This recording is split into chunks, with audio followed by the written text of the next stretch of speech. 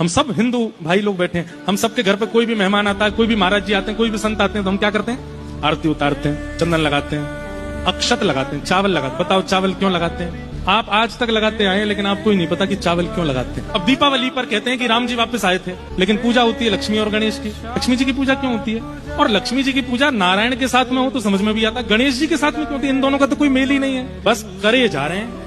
भक्ति है हमारे चित्त में। आप कहोगे महाराज जी जब संशय प्रकट करी थी तो उत्तर भी दे दो।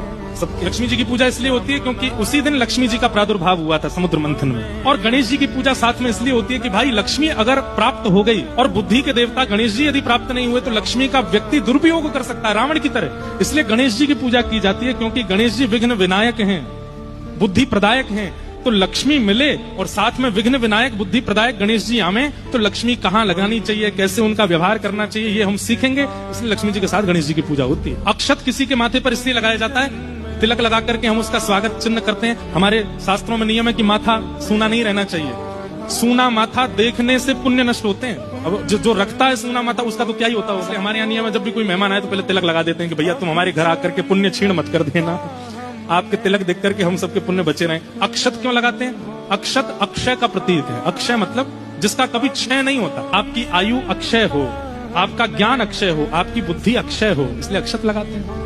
और भी कई प्रमाणित और शास्त्रीय बातें